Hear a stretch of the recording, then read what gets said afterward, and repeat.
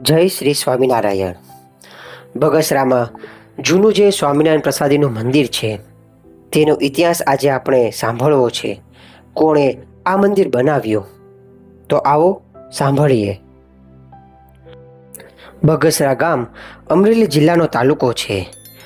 ત્યાં મંદિર બનાવવાની સદગુરુ શ્રી ગુણાતીતાનંદ સ્વામીની ખૂબ જ ઈચ્છા હતી અને હરિભક્તો પણ વારંવાર કહેતા હતા કે સ્વામી, અહીં એક મંદિર બનાવો. પરંતુ ત્યાંનો ગામધણી તે વખતે દરબાર હરસુરવાળા જમીન આપવા તૈયાર ન હતા. કેમ? કારણ કે તેઓ વ્યસની હતા, તેમજ સ્વામિનારાયણ સંપ્રદાયના ઘોર વિરોધી હતા. હરિભક્તોને એકવાર તેમની પાસે મોકલ્યા, ત્યાં તો ગુસ્સે થઈ ગાળો દેવા લાગ્યો અને કહેવા લાગ્યો, હું તમારા સ્વામિનારાયણના મંદિર માટે જમીન તો નહીં આપું, પણ કોઈ આપતું હોઈશ ને તેને પણ હું આપવા નહીં દઈશ. આવી રીતે એ સ્વામિનારાયણ સંપ્રદાય પ્રત્યે ખૂબ ખાર ખાઈ ગયો હતો. અને આ બાજુ સદગુરુ ગુણાતીતાનંદ સ્વામીને ખૂબ ઈચ્છા હતી કે બગસરામાં એક મંદિર બને. એવા સમયે જૂનાગઢમાં કુંડલાથી ભક્ત આલા ખુમાણ આવ્યા. એમને પૂજ્યપાદ સ્વામીએ કહ્યું, દરબાર, અમારે બગસરામાં મંદિર કરવું છે, પણ તમારા માસિયાઈ ભાઈ એટલે કે માસીના દીકરા હરસુરવાળા સત્સંગના દ્વેષી હોવાથી મંદિર માટે જમીન આપતા નથી અને બીજાને આપવા દેતા નથી, માટે તમે જઈ એમને સમજાવો. સ્વામીના કહેવાથી આલા ખુમાણ બગસરા ગયા અને હરસુરવાળાને બહુ સમજાવ્યા, પણ તે તો માન્યા જ નહીં.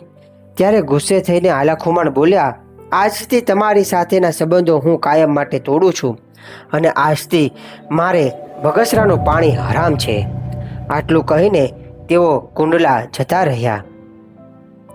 પછી થોડા દિવસો બાદ ગુણાતીતાનંદ સ્વામી બગસરા પધાર્યા અને સંતોને સાથે લઈ હરસુરવાળા પાસે જઈ તેમની સામે કૃપાદ્રષ્ટિ કરી ઊભા રહી સૌ ડાયરાના માણસો સાંભળે એમ જય સ્વામિનારાયણ બોલીને કહ્યું, દરબાર, બગસરામાં મંદિર બનાવવું છે, માટે તમારી પાસે જમીનનું દાન લેવા આવ્યા છીએ.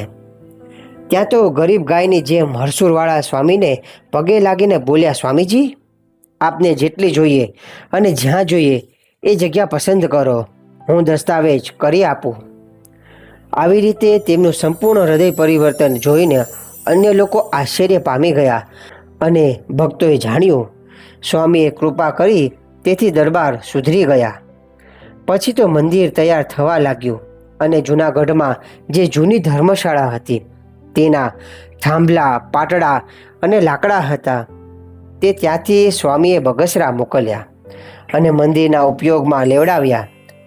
આજે પણ એ મંદિર પૂજ્યપાદ સ્વામીના અલૌકિક ઐશ્વર્યની ગાથાનું ગાન કરતું સાક્ષી પૂરે છે. એવા ગુણાતીતાનંદ સ્વામીની માત્ર એક કૃપા દ્રષ્ટિથી દરબાર જે જગ્યા આપવા તૈયાર ન હતા તે માત્ર એક કૃપા દ્રષ્ટિથી જગ્યા આપવા તૈયાર થઈ ગયા. આવી રીતે ગુણાતીતાનંદ સ્વામીએ પોતાના જીવનકાળ દરમિયાન ખૂબ જ આવા અલૌકિક પરચા આપ્યા છે અને મંદિરો પણ બાંધ્યા છે. જય શ્રી સ્વામિનારાયણ.